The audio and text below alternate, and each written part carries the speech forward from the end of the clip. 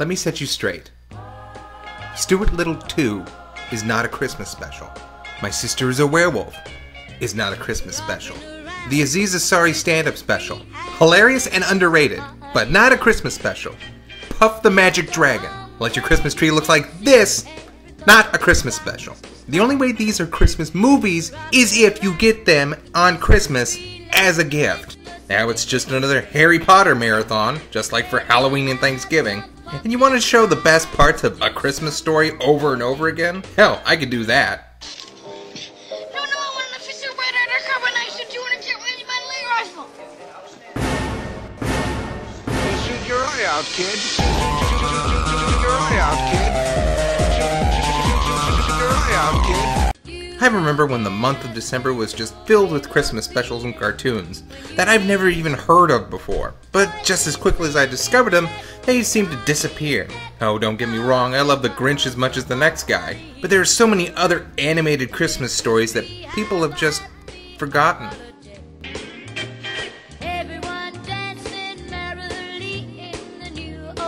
Like number 12, The 12 Days of Christmas. We start the list off with an odd little entry that reveals the supposed true origins of the Christmas carol, The 12 Days of Christmas, only with anthropomorphized cartoon bears set in the European Renaissance. I say that instead of medieval Europe because everyone isn't covered in shit anymore. The story is about a knight who wants to win the hand of a princess. The only problem is that she's all emo for some reason. Another proposal from Sir Carol Boomer, your moroseness.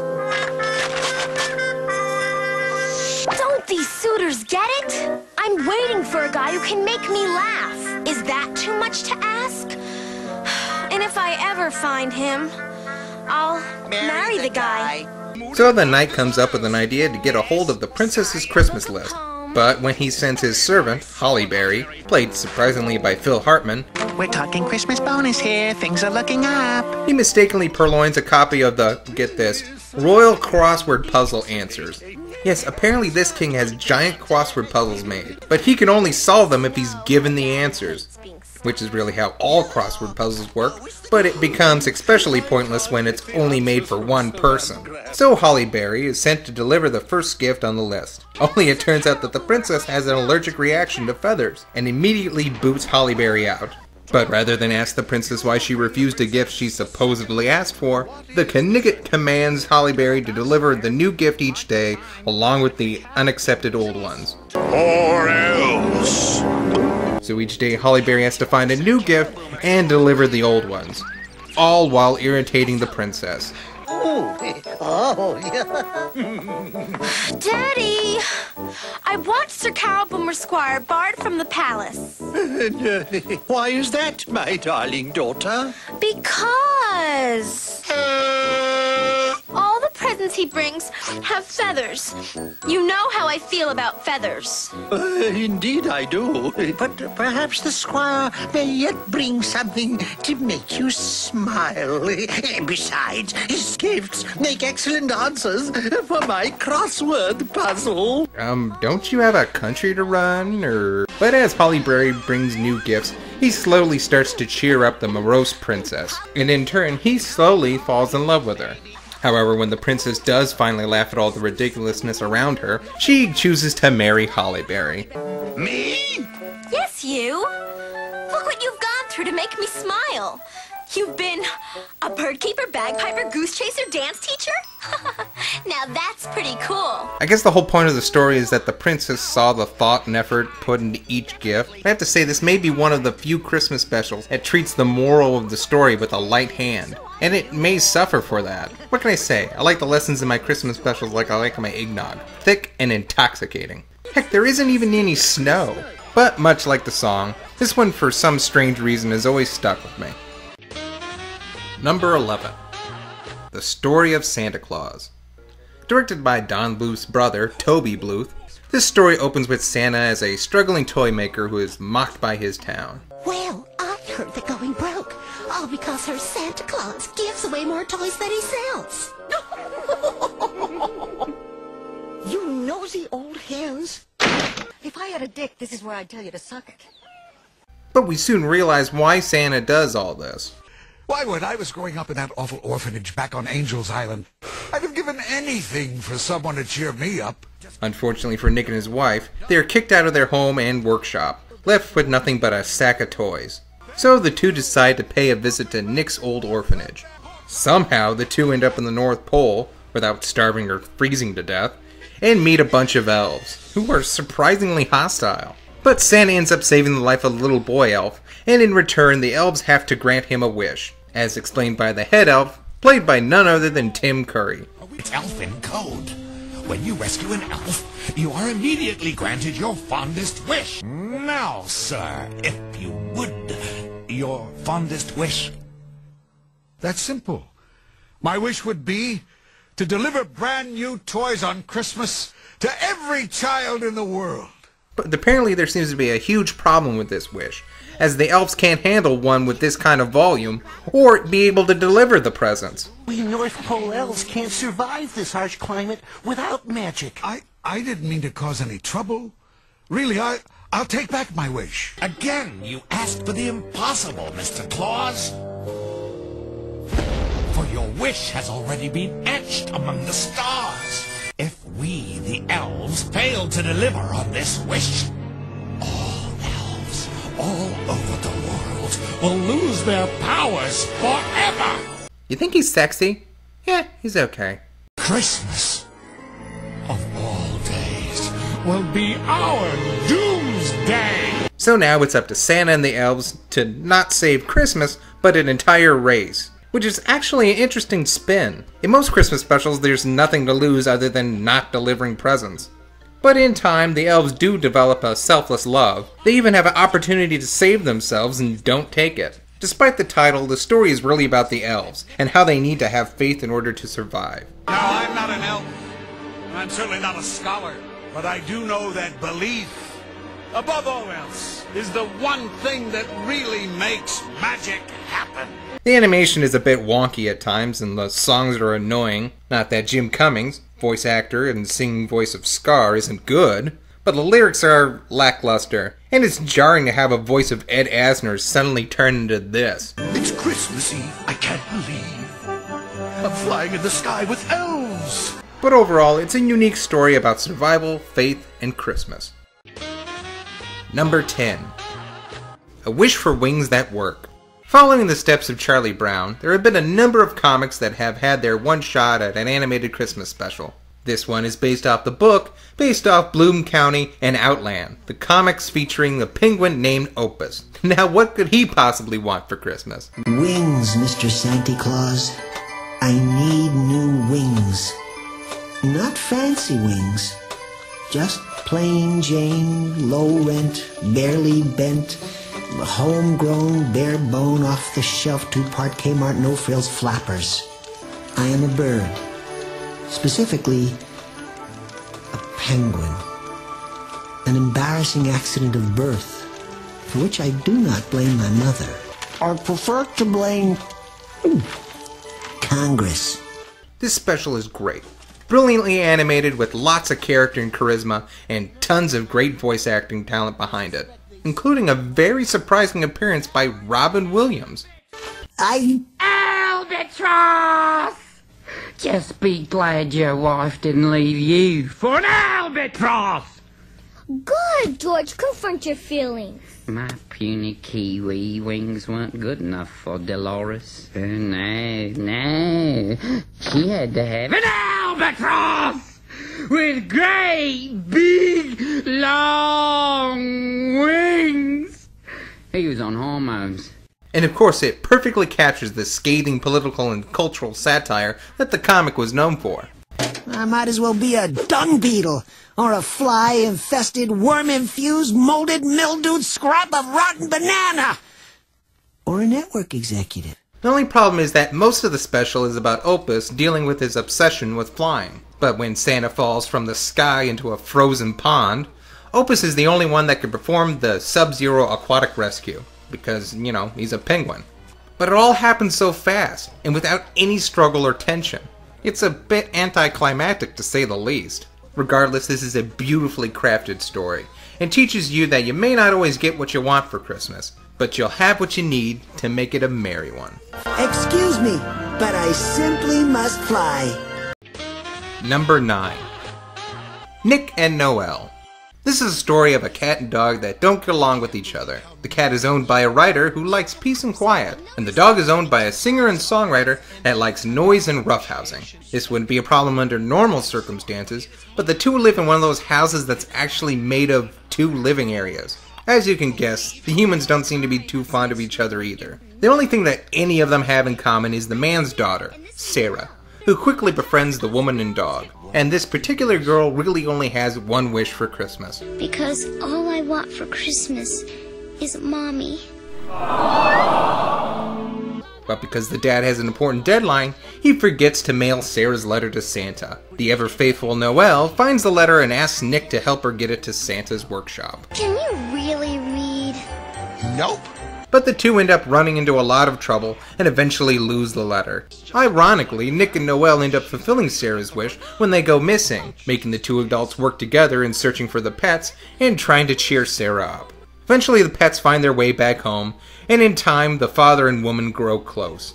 Howard proposed to Leslie right there on the spot. No. They did the responsible thing and got to know each other over a period of time to see if they were compatible. They arranged for a minister to stop by between Christmas Eve services, and they got married right here under the mistletoe. Hey, Mouse that I was purposely trying to keep out of the review.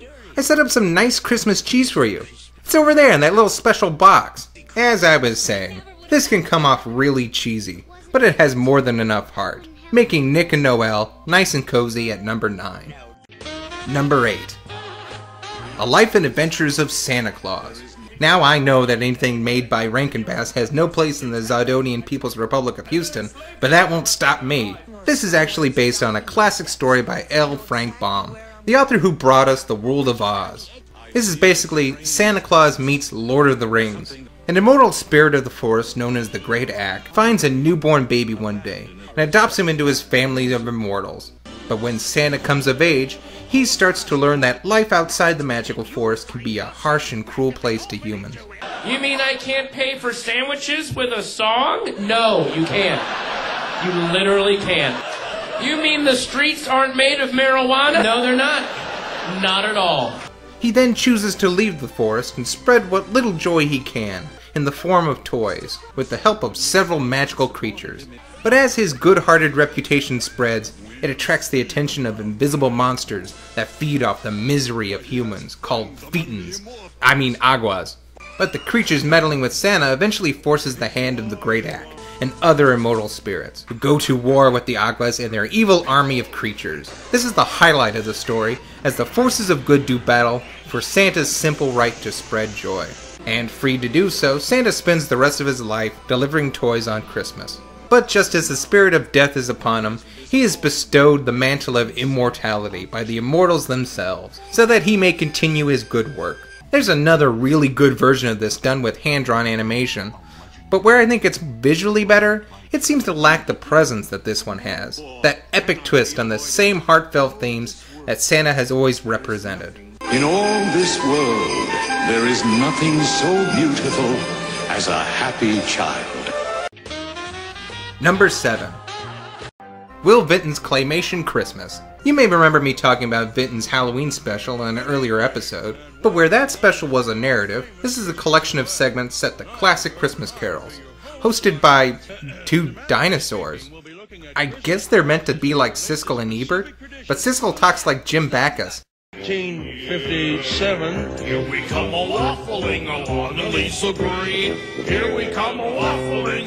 Pardon me, but you're making a lyrical error in that fine old Christmas carol. Now, the key word, my good fellows, is wassailing. And the other one sounds like Droopy Dog on Lithium. Yeah, songs about Christmas trees and stacks of gifts, reindeer and jingling bells, holiday ballets, Santa Claus, universal joy, and Christmas snacks. Aside from an arcing subplot about what wassailing means, the real stars of the show are the individual skits, all of which are imaginative and even jaw-dropping. I have a book filled with all sorts of claymation techniques, and I still can't figure out how they made the effects for this segment. And I love this one set to Oh Christmas Tree, where the camera zooms into an endless chain of Christmas trees and the worlds that they inhabit. Vinton also revisits what made him famous in the first place with the California Raisins sing Rudolph the Red-Nosed Reindeer. But my favorite will always be Carol of the Bells, featuring Quasimodo conducting an orchestra of anthropomorphic bells. It's amazing to see all the detail put into each individual characters, and even Quasimodo himself. But the scene stealer is this klutz in the back that keeps goofing up, and couldn't be more bemused by it.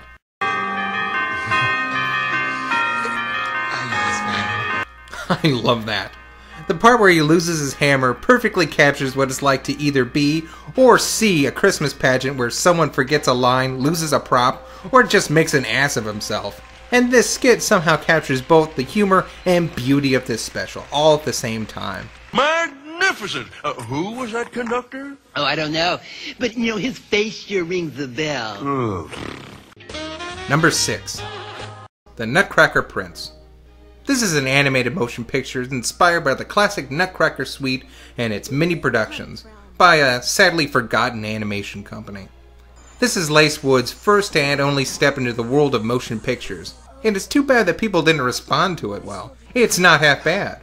It was distributed by Warner Brothers and stars Keith Sutherland as Hans the Nutcracker. That's right, Jack Bauer fights a giant rat. But there are a few oddities about this movie.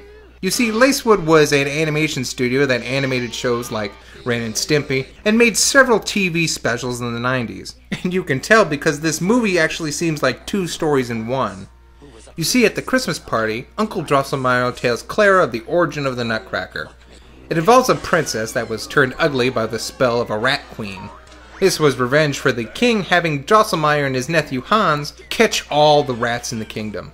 The princess can only be cured by a nut cracked by a young man's teeth, which Hans does. But after he cures the princess, he gets turned into a nutcracker by the rat queen, only to have herself be crushed under a bus.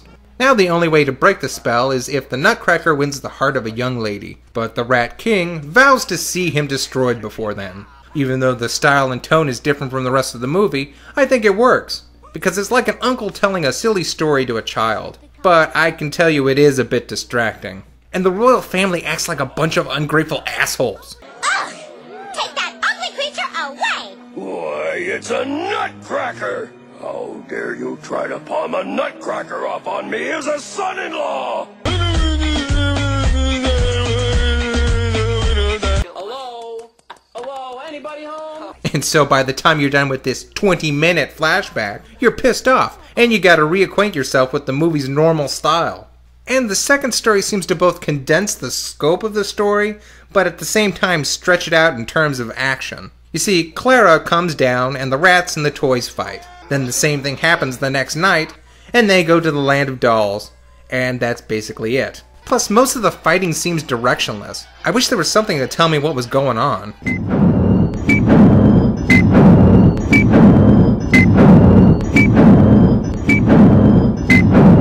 But you know what? It's beautifully done, it manages to capture that elusive quality that leaves us and Clara wondering if the whole thing was a dream or a dream come true. Hello, Nutcracker. Number 5. The Stingiest Man in Town. I think that everyone will agree that it's hard to settle on your favorite version of the Charles Dickens classic. But for me, I always end up coming back to this one again and again. Maybe it's because the storybook style appeals to me. Or maybe it's because I genuinely enjoy the songs. Well, this was based on an actual Broadway musical. There was a mean and stingy man named Ebenezer Scrooge. His heart was hard and cold because he was the devil's stooge. While Scrooge sat down to count the gold that his mind could never leave, young people in the square outside celebrated Christmas Eve. And a unique narrator played by the late Tom Bosley. Right from the start, it plays on the fact that you've heard this story 1,000 times, and kinda gives you a heartwarming sucker punch. Welcome to the merry household of the kindest and most generous man in town, Ebenezer Scrooge. You're surprised that I call Scrooge kind and generous? Well, you can take my word for it. Who am I? The London humbug, of course. Of course! This version does skip over a few of my favorite parts. For instance, Scrooge as a boy with his sister. But what it does show, it expands on, and totally hits you where it counts. They did a particularly good job on fleshing out young Scrooge and his fiancée. Seeing how they grow apart as they age captures the true tragedy that I feel is often understated in other productions. Also, this is probably my favorite nephew Fred of all time. I like him, sir. His smile warms my heart. Merry Christmas, Uncle Scrooge. Humbug! I just love that look. He's probably done this every year, but he seems so full of joy and goodwill that he can't process the reaction he's most likely seen many times before. And of course, what carol would be complete without a touching Tiny Tim moment, captured in this version by a moving song. One little boy who cannot walk is not a broken toy. One little boy can laugh and talk and fill a home with joy. The other complaint I have is that it really seems to rush by the Ghost of Christmas future. But then again, what do you expect from a man who until now had none? I also love how this ends by actually showing Scrooge becoming the good friend, man, and master.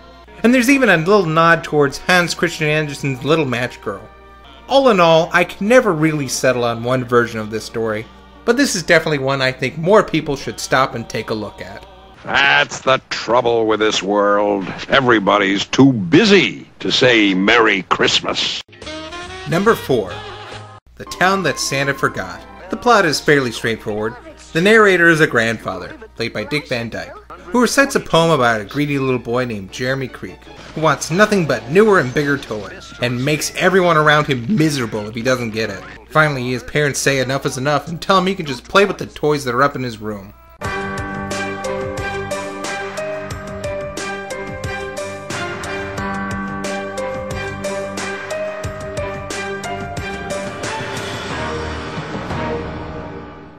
But instead of admitting that he has a problem, he decides to write a gigantic letter to Santa in order to get his fix.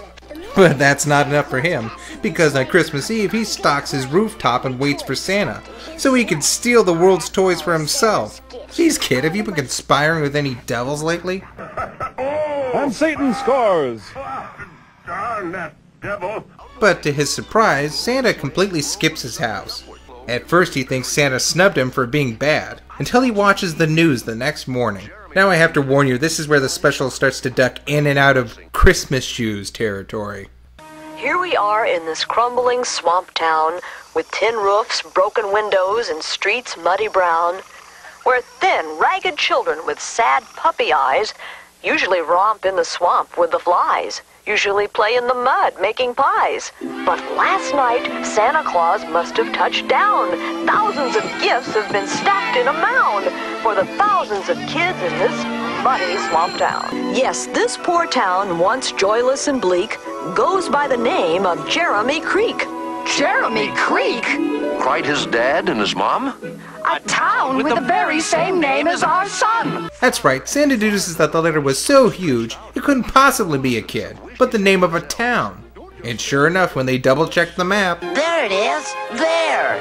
Yelled a thin elf named Pomp. Just north of the south on the edge of the swamp.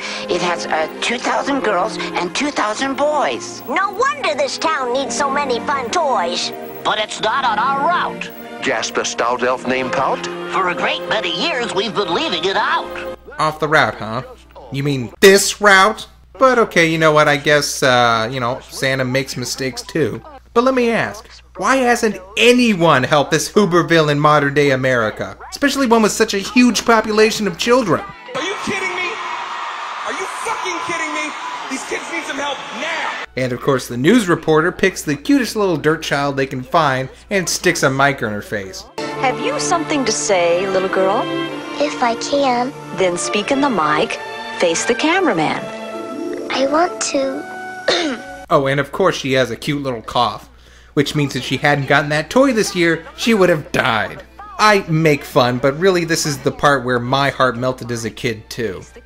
You must have dropped Santa a very long note. Well, all I can say is none of us rode. That's just amazing, because if it's true, some kid did something real special for you. Whoever you are, whoever did right, we'd like to say thank you with all of our might. And that's what really makes this Scrooge story unique. In most specials, the main character learns a lesson which either strengthens his resolve or gives him a change of heart. Then they go do the good deed. But in this case, the boy's actions may have set these events in motion, but he never expected to make so many people happy. He just accidentally fell into these warm feelings of giving, which makes him feel even worse about being such a greedy brat. Eventually Santa realizes that the letter came from one kid and tries to make it up to him.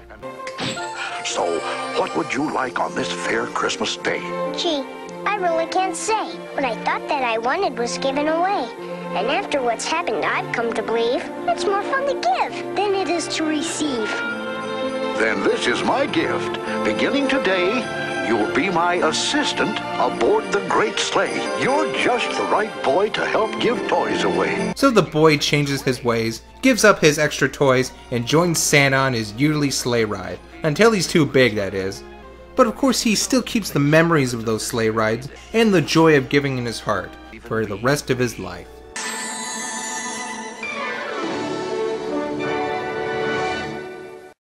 What a twist! Number 3. A Cosmic Christmas. This bizarre little tale comes from our friends up north, from what some may call the golden age of Canada's Nelvana Animation Studio. Before Care Bears and Sam and Max and dozens of other shows in the 80s and 90s, the studio started out making animated holiday specials. They were stylish and original, but then something terrible happened.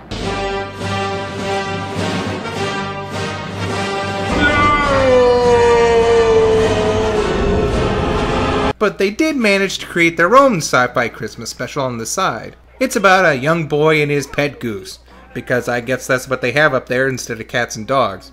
During all the chaos of the Christmas rush, the boy's the only one to see a UFO landing. And what do these aliens want? Our scientists have recently detected, 2,000 years ago Earth time, in the 79th Mervent, a transitory celestial phenomenon of the Merbundian class. Huh? What Plutox is trying to say is that in the heavens visible to many worlds, there appeared for a brief time a great star, which manifests itself in the heavens. Our mission is to search for the meaning of that star. You must mean the Star of Bethlehem. That's right, intergalactic wise men. Thank heavens they ran into the most innocent, good-hearted, wide-eyed, Christian-raised kid in town. Yeah, that would have been awkward. Of course, the whole poetry of the special is the boy trying to explain the meaning of Christmas, while the sadly and often true-to-life actions of the town people around him serve as contradiction. Is this caring for others? Things get better once the boy introduces the aliens to his family, but they don't learn the true meaning of Christmas until a gang of homeless punks steal the boy's goose to eat. Or what passes at punks in Canada. Fillets may be the most hardcore G in the country if the guys on the streets are wearing onesies with stars on the legs. Anyway, the kids end up falling through ice, and despite a crowd gathering to help, they don't seem to have enough people to rescue them. We need more people! You there! Come on! Help! He is calling us. Help! Perhaps that is the meaning of Christmas. It is possible. Their manual defines help as giving a mouthful hand. You know we cannot interfere. Yes, but it's time we learned about Christmas. We better hurry. I hope Galax Centro isn't monitoring this sector. So in the end, it's not only the aliens that learn the true meaning of Christmas, but the townspeople as well. So if you're looking for a bizarre and yet somehow touching Christmas special, I suggest A Cosmic Christmas.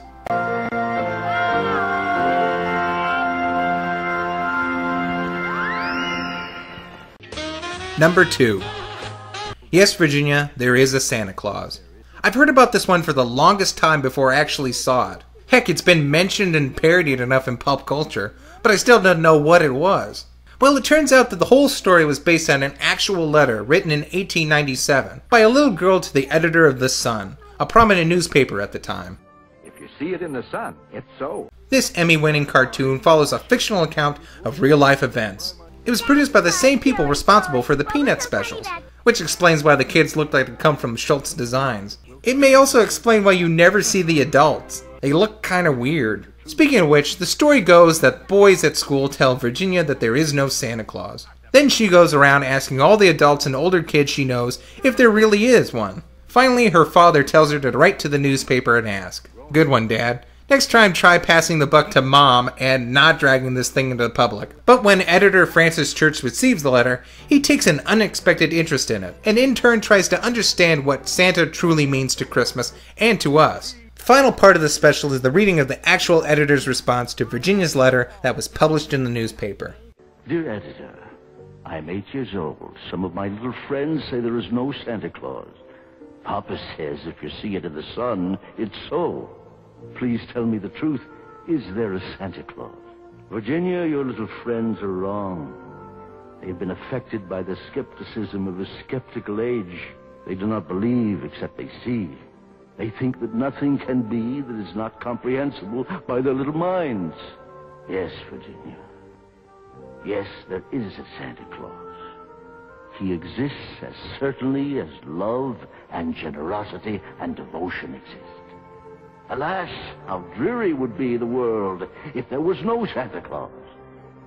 It would be as dreary as if there were no Virginias. There would be no childlike faith then, no poetry, no romance to make tolerable this existence.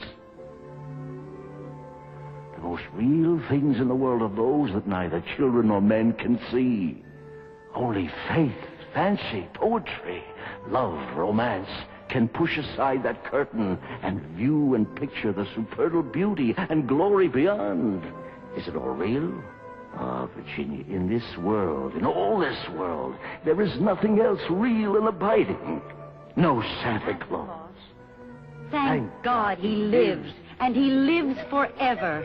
1,000 years from now, Virginia, nay, 10 times 10,000 years from now, he will continue to make glad the heart of childhood. Now, I think this special doesn't air anymore because most feel it reinforces the lie that Santa Claus is alive and operating, as it were. But I think this is actually the perfect special to show a kid who you need to break the news to. Personally, I never felt tricked when I learned that Santa Claus wasn't real. It was more like a grieving process, as if I had lost a dear friend who I loved. And every year there are more mourners. Fortunately for Virginia and us, Mr. Church created a perfect eulogy for him. One that explains why the Santa tradition is so important. And we come to grips with our own mortality, in the knowledge that even though a man may die, either today or 1,000 years before, the love and joy he created will live on, and hopefully inspire and teach others to pass it on as well. Now, there was a remake last year that aired on CBS, and if you must pry, I do enjoy this version a little more. The characters are more lively, dynamic, and the story has better structure. Though it does lose some points for going the more literal route. But either way, you can always, and should say, yes, Virginia, there is a Santa Claus. And number 1, Christmas is here again. I wanted to choose something made in the last 5 years or so to go on the list. Something that was sure to be destined to be a classic in time, but still overlooked. Then one of my helpers pointed out this to me, and I knew I had to feature it. I saw it once, playing in a Sam's Club. Huh. Ed Asner, Kathy Bates, Brad Garrett, and narrated by Jay Leno. This actually has some talent behind it. I figured it was a new release and would eventually show up on Cartoon Network or Family, but then it just disappeared. No one's heard of it or talked about it since. I wondered why, but after I saw it, I can tell you that there are a few issues. But first, the plot. The story takes place 30 years after Santa's magical sack of toys was stolen by this jerk. We find that the world has become a sadder place without Santa's annual ride. Then we're introduced to Sophiana. According to TV tropes, characters that generate sympathy are called woobies. Well, I present to you Queen Wooby. She's a little disabled girl whose parents died in the same car accident that crippled her as a baby. She lives in a crowded orphanage run by a cold-hearted woman. So she fills her days by dreaming of becoming a chef and helping out woodland creatures. but this behavior has earned her the ridicule of bullies, who are fully aware of her condition, but still pelt her with snowballs in an attempt to make her fall from a great height. And then they steal her cane, leaving her to die in the snow. First 11 minutes! But even though you may feel sorry for her, she never does, showing that she's braver and more capable than most.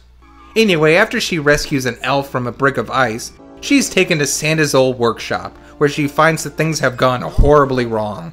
And she also learns why Santa's sack is so special. If you can make all those toys, why don't you just make another sack?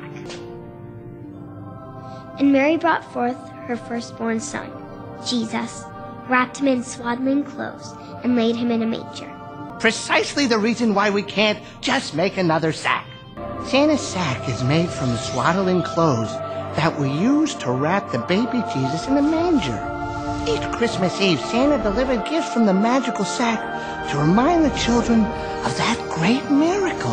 And he does this by keeping the true nature of the item an absolute secret. Well, it certainly is an original concept, and makes sense if you're a big fan of The Last Crusade. So the little girl sets out on a quest to get the holy artifact back from the evil Crad, and along her journey she meets new friends, like the little reindeer Dart and the shady Buster and Charlie. Forgive us, we don't get many visitors up here. Nope, sure don't. Not many. Well, not any, really. Well, there was that penguin, but he got separated from his colony, so he wasn't really a visitor, more like a disoriented day tripper. Ah, right enough. She gets the point. Now let's revisit those problems. First, the whole baby Jesus thing. It's really only mentioned once in the whole story, but then you have the plot hole that if Christmas is really about Jesus, then why would it disappear if Santa did? But mainly I don't think this aired because 1. Fear that non-Christians might be offended, and 2. Hardcore Christians would consider this blasphemy for some reason. So most of the major distributors passed on it. And secondly, the songs are terrible. They're way too slow. You know it's a long ride when the characters themselves get bored during a song, especially the villain song, which is usually the best song in the whole production. That's what he is. There's no use debating, the verdict is in. Now stop your singing! But what can you expect? The songs were written by producer, writer, and director Robert Zeppia, who's been a great animation director for years, but this is his first time writing songs. So why didn't he hire a lyricist? That actually brings me to another point. This was Zeppia's brainchild, and he and a small band of animators made this feature for just $1 million. That's chump change, even by TV production standards. With that said, this is one of the most polished and beautiful productions I've seen on this kind of budget. The imagery is hauntingly beautiful, the style is crisp, the characters are heartwarming, and it pays homage to almost every Christmas story ever told while creating a new one. But if you're just looking for a cheap laugh, this special will also accommodate you with one little phrase. Santa's sack. Mamma mia, someone stole Santa's sack! Who stole Santa's sack? I stole Santa's sack. That's one dirty sack. If you want to check it out, the whole thing is on Hulu right now. It's far from perfect, but it's heartfelt and genuine, and that's enough to tell you that Christmas is here again. Merry Christmas!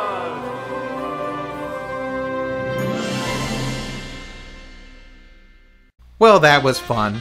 And I don't mind telling you that there were so many others that I wanted to include on this list, so I'm more than certain that we'll be doing this again next year.